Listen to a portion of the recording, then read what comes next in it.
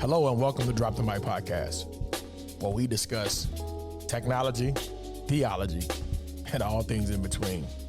I want to personally thank you for joining us today. Now sit back, relax, share this, engage with the podcast that's already in progress. God bless you.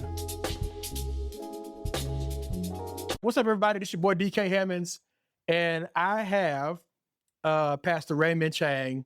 He's not just a preacher, but he's a prophetic voice in a divided world.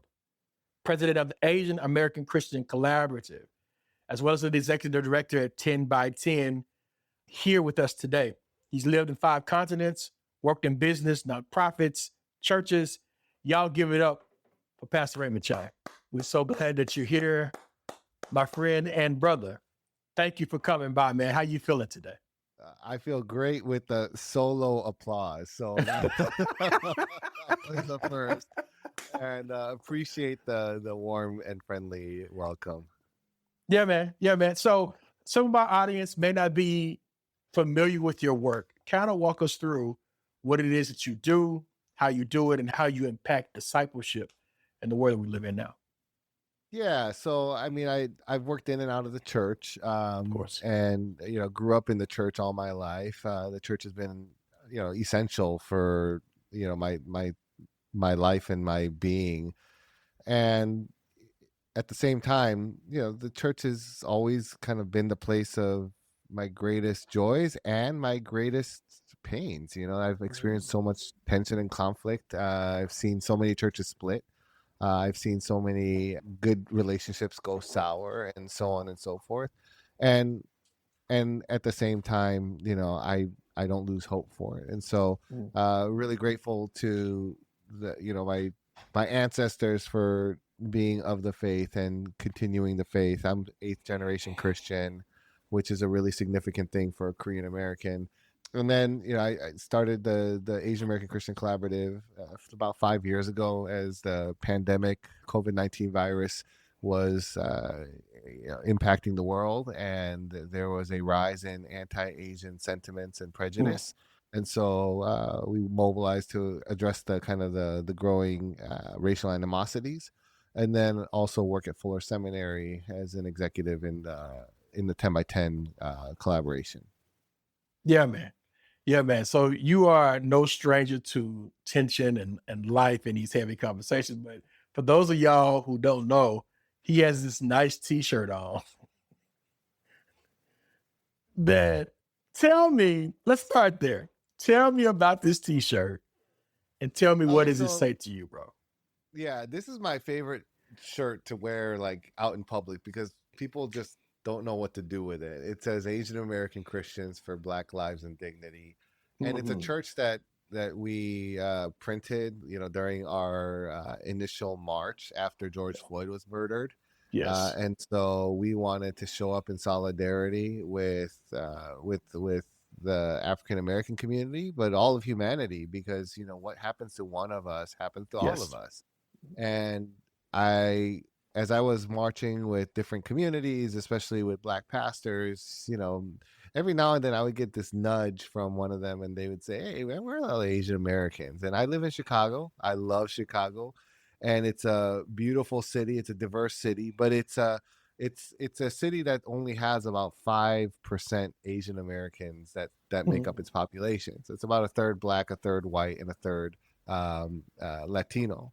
And so for me, I'm seeing the Asian Americans out and about in the streets. They're out there with us and they're, marching with me. And I'm seeing many friends that are out there marching for, alongside the African American community. But I understood what they kept mentioning. Not only was it an issue of the lack of kind of the population mass, I do think that there's something special that happens when we go a step above and beyond and we organize for and we mobilize for and with other communities. And so a lot of what I was doing early on was just marching with, and then we moved from marching with to mobilizing for. And so we mobilized in a march for Black Lives and Dignity that started in Chinatown of Chicago at a historic Chinese American church. And then it went to a historic Black church called the Progressive Baptist Church, pastored by my friend, the Reverend Dr. Charlie Dates, and a lot of other great people there, like Jamal Johnson and Chelton and Emanuela, and I mean, you just go down the list, and there's some really wonderful people on the pastoral staff, and we had somewhere between 1,000 and 2,000 people show up.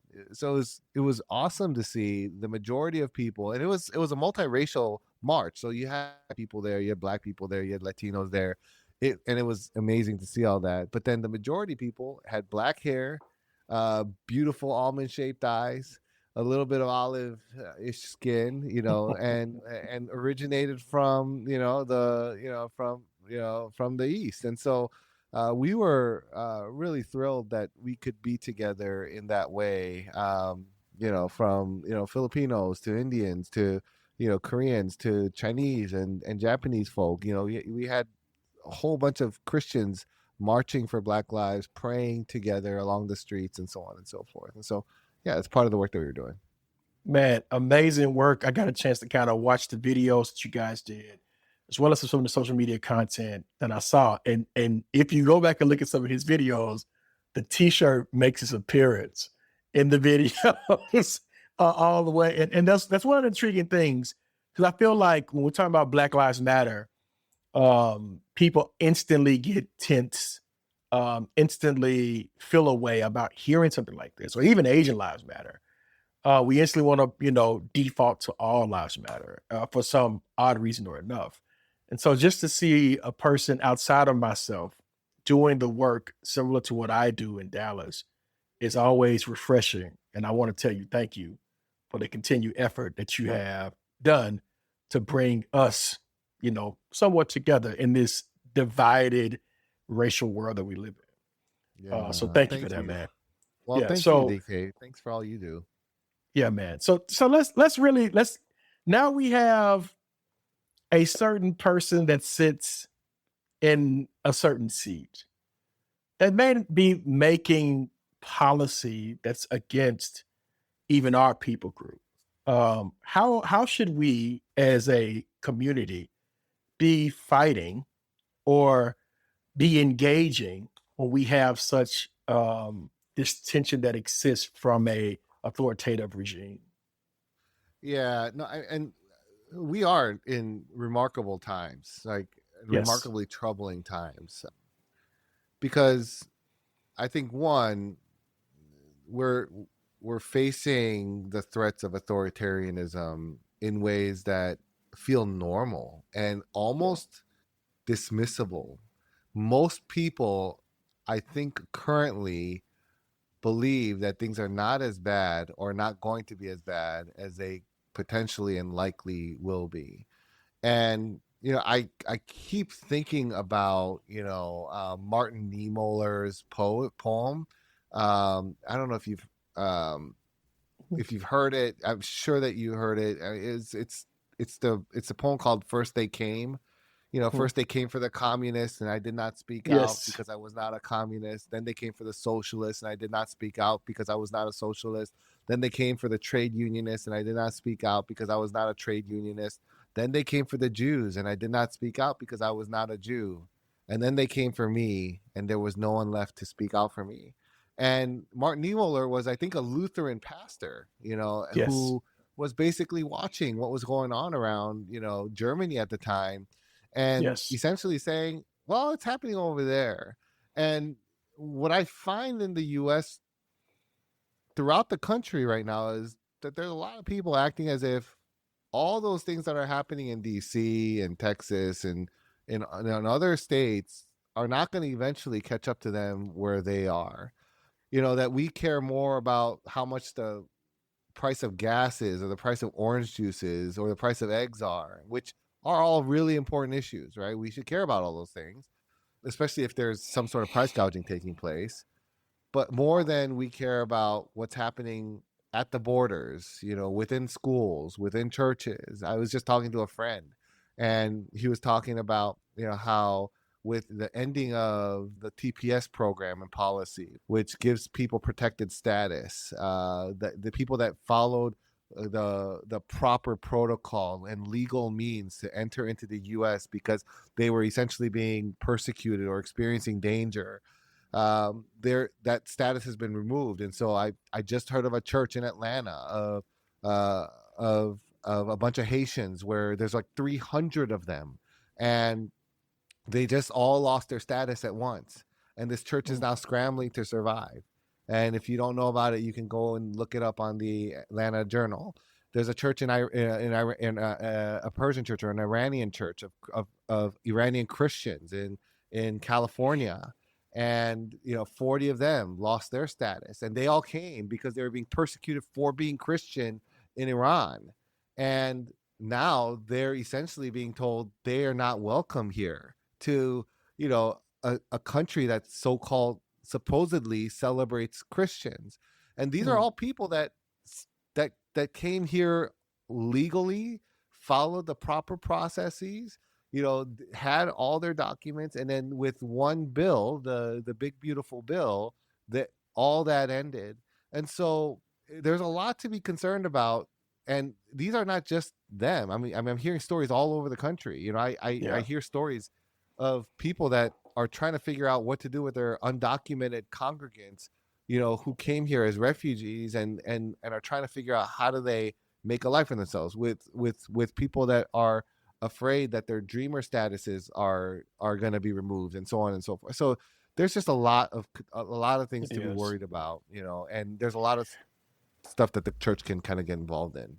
Yeah, definitely a lot of things to be worried about, especially when you live in the great state of Texas, where our Democratic people voted by the people, have had to take refuge in the great state of Chicago. And so we want to continue to keep them lifted in prayer as they continue to fight for justice for people and humanity across the board. Because to your point, if this goes through in something like Texas, then Florida, then West Virginia, then all the other places are going to follow suit to want to do the same. And it's our job, both digitally and physically, to make sure that we are aware of the issues, that we are taking the proper stances, and that we are become more aware. And I wanted to bring my platform, and even though I talk about digital discipleship, I feel like this is an important part of digital discipleship that many people kind of overlook because they want to assimilate people into their churches very fast so they can get volunteer work and all of that kind of stuff. So, brother, if I was a new pastor in this current climate and I needed a strategy to start to engage this conversation of justice, where could I start? I think on a variety of levels. One is to understand that our call is to be citizens of the kingdom before we're citizens of any empire. And so we have to prioritize the kingdom above every empire of the world. And what that means is that we have to embody the values of God's kingdom above all, which includes the ways in which we treat our neighbors and our enemies, as well as the ways in which we involve ourselves in proclaiming the good news and the gospel to the world through word, as well as demonstrating the gospel through deed.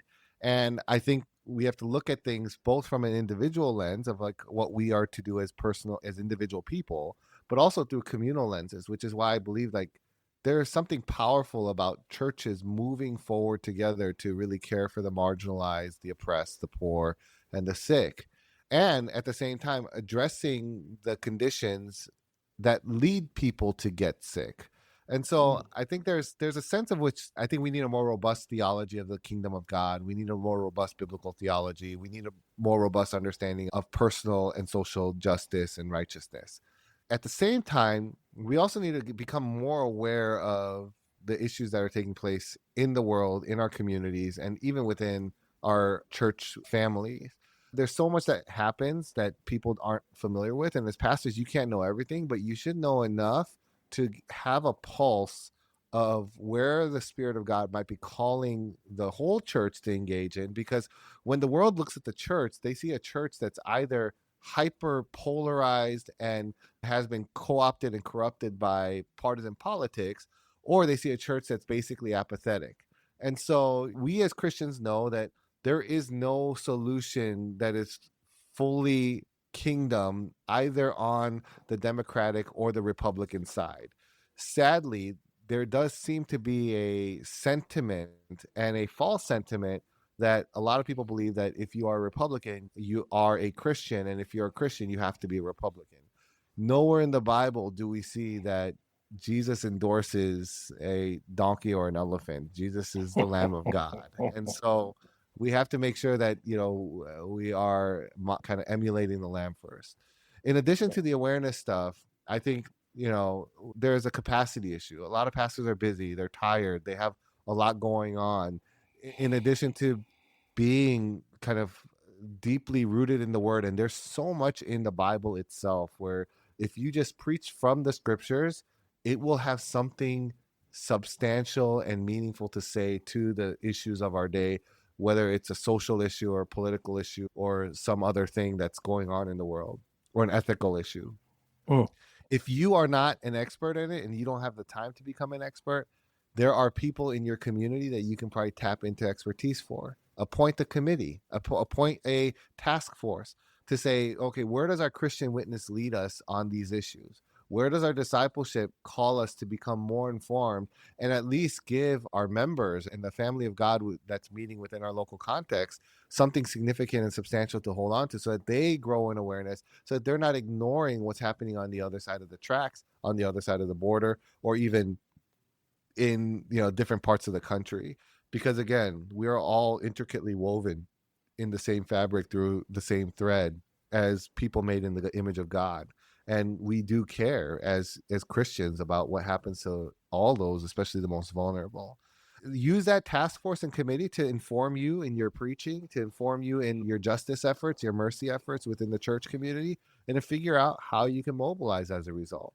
Sharing stuff on social media is always helpful. If you find something helpful as a media clip, always share that. If you find something helpful as a long form, digital content, share that. If you find an article helpful, share that. There's so much out there that you can now share. And thanks to, Google and ChatGPT, like there's really no excuse for you having and being able to find an answer to a question. Now, of course, you still have to use discernment. We have an information crisis and a discernment crisis when it comes to all the information out there, where people are buying into all sorts of falsehoods and conspiracy theories. But beyond that, I would say we need to not be afraid of doing the actual work of discipleship and calling people to understand what it means to follow Jesus in a broken, polarized, divided world, where everyone is calling for our affections, from the Democratic Party to the Republican Party to, all those who are kind of hoarding their wealth in a variety of ways and not practicing the type of generosity that you see modeled in the kingdom, and live a more compelling and beautiful witness in light of that.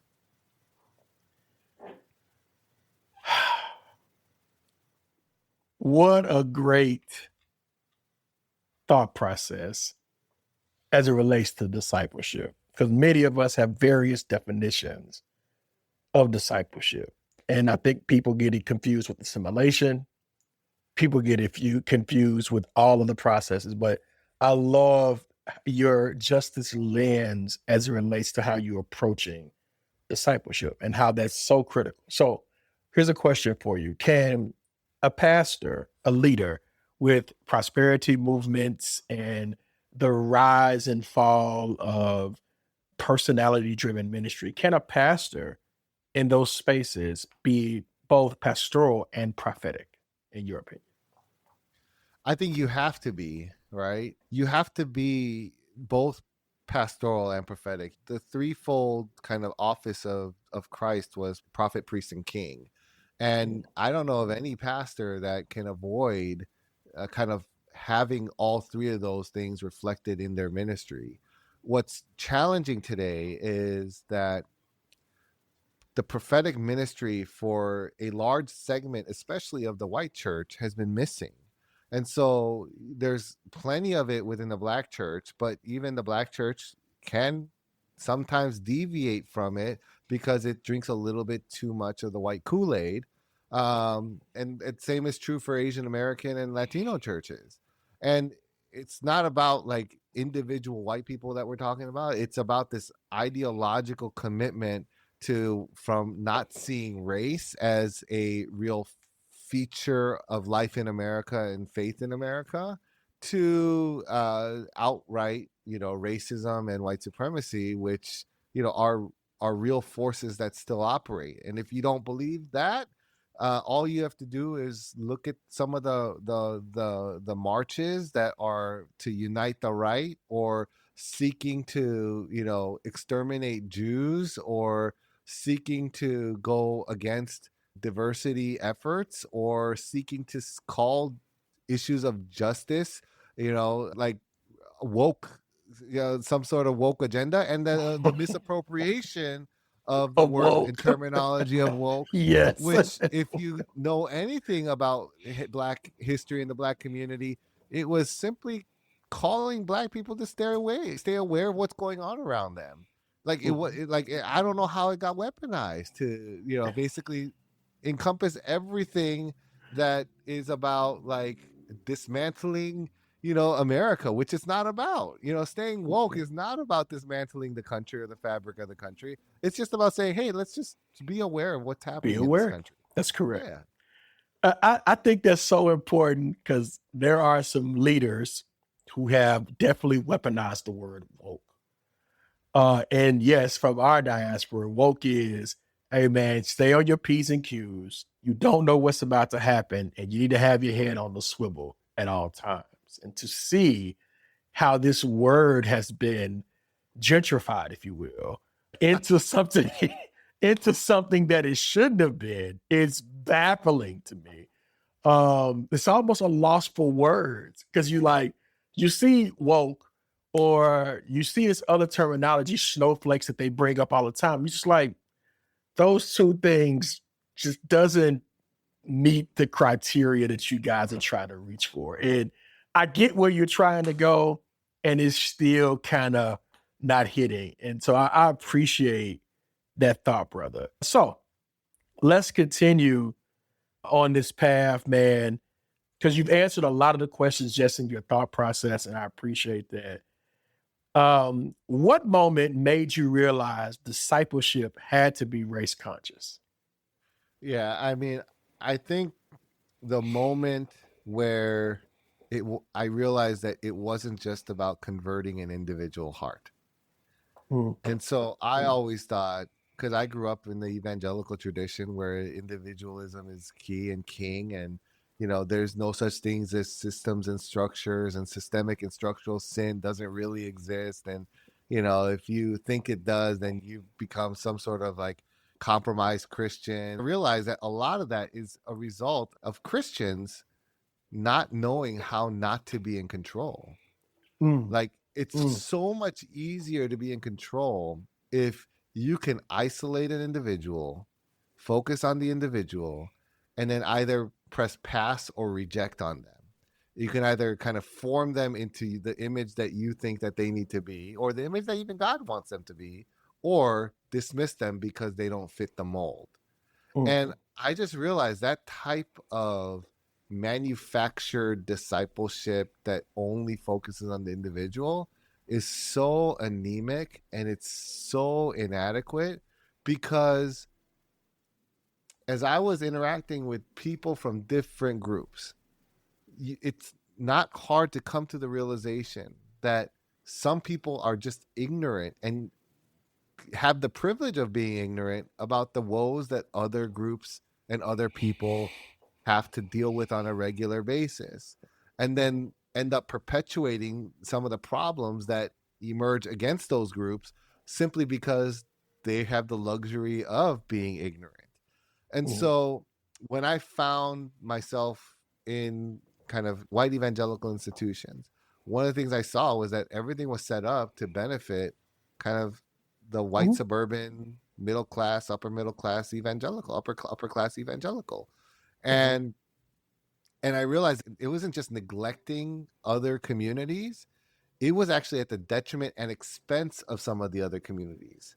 Yes. And it was extracting from the other communities in order to provide and essentially maintain this kind of traditioned approach to something that was only designed for, one particular group.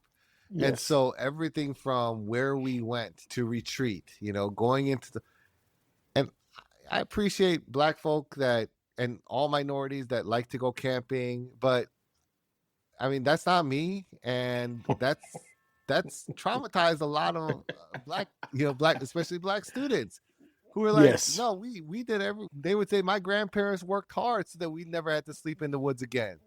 And so like when you would bring those things up, which were systemically designed and decided upon, right, and it impacted the whole community, and you got a lot of pushback, you realize, oh, this is one way of preserving inequity is by showing essentially favoritism, which Jesus calls a sin, right? Yes. Towards one group Yes. at the expense of another. And so there are 1,000 things like that, policies that are, unmeasured, unjustly weighted towards one group or another, and so on and so forth. But I think it's when I realized, like, oh, you can't just change individual hearts. You actually have to change structures and policies, Yes.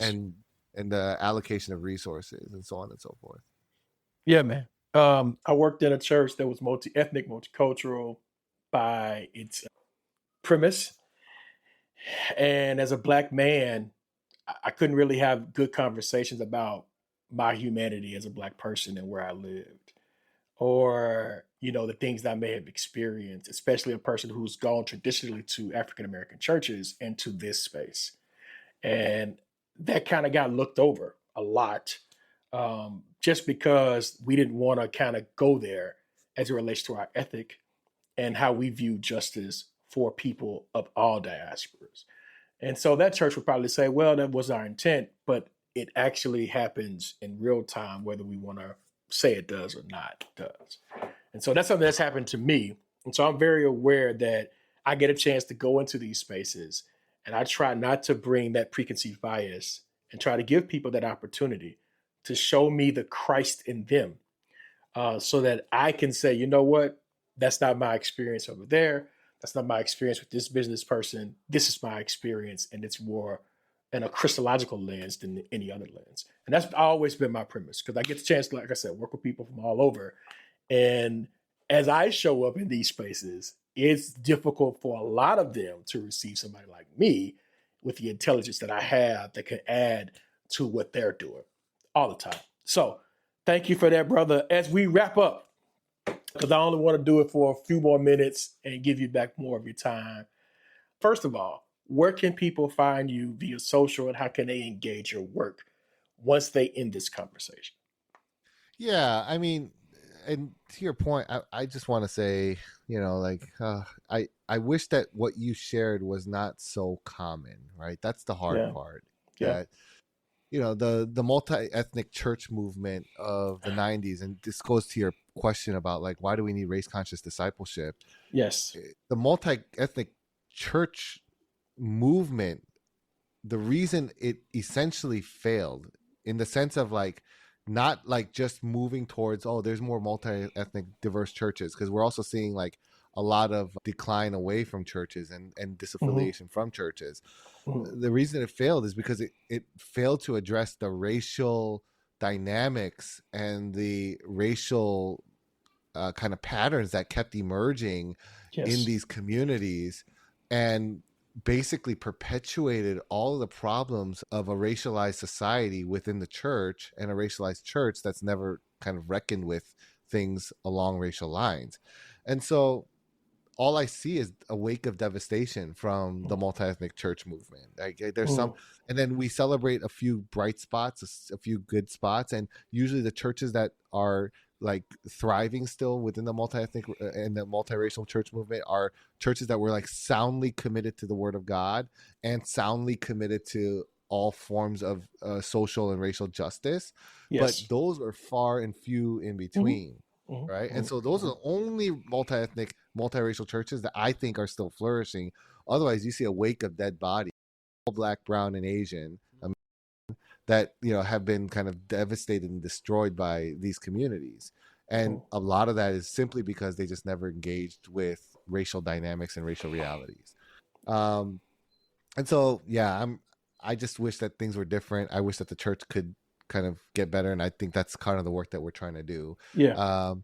If people want to connect, I'm on Instagram, Ray Chang 502. I'm on Twitter, but Twitter's a dumpster fire. I'm on Threads, tweet Ray Chang. I'm on Threads, Ray Chang 502, and then of course I'm sure I'm on Blue Sky, or like Raymond Chang or something like that. Yeah. And so people can connect with me there. Good, man. Good. Let's do rapid fire. Rapid fire. All right. What's your favorite sports team? Oh, the Chicago Blackhawks. Okay. All right. That's the one thing you can judge me on. Blackhawks. Okay. All right. So if you had a chance, one-way plane ticket anywhere in the country you could go to right now, all expense paid, where would you go? Oh, Hawaii all day long. Oh, man. I need Any to go island. to Hawaii. My favorite place is Puerto Vallarta, Mexico, for all the right reasons. It's one of my favorite places. The country. You said in the country. Oh, okay. Out of the country. Where would you go? If you were out of the country. Oh man, I there's too many places, but I haven't been to Korea in a long time, so I wouldn't mind going back to Seoul. I love the countries in Europe, just all the history and the heritage there, and the buildings. I want to go to Argentina, take my wife there. Yeah. I'd love to go back to South Africa. Just take me anywhere. Yeah. Take me to Mexico. I'll go to Mexico. I want to go to Mexico. Hey, I love Mexico for all the right reasons. I'm telling you. All right. Last question. If you had one scripture that just speaks to your soul, which one is it? I think right now it's do not be anxious about anything, but in everything through prayer and supplication, offer their petitions to the Lord. I think there's something about us living in an anxious age and people recognizing that anxiety and being reminded that, the remedy, at least the first line of remedy to anxiety, is prayer, like true prayer, not this performative, false, just kind of like checklist type of prayer, but like deep communion with God, where you're unloading your burdens onto God and seeing the beauty of God being able to carry them all. There's just something, powerful about that. Amazing. Brother Ray, thank you for your time with us today. Good people, make sure you subscribe, follow Brother Ray and all of his work. He's an amazing thought leader, writer, and human being that I got a chance to follow and now speak to. And so I can check that off my list as we continue to push ahead. Thank y'all for listening. We appreciate it. Peace. Thank you.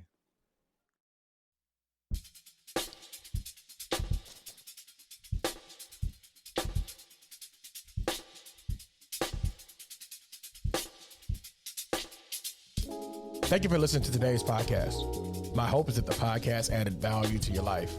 Please, please, please subscribe from your favorite application, leave us a review, and even follow us on YouTube for your up-to-date information.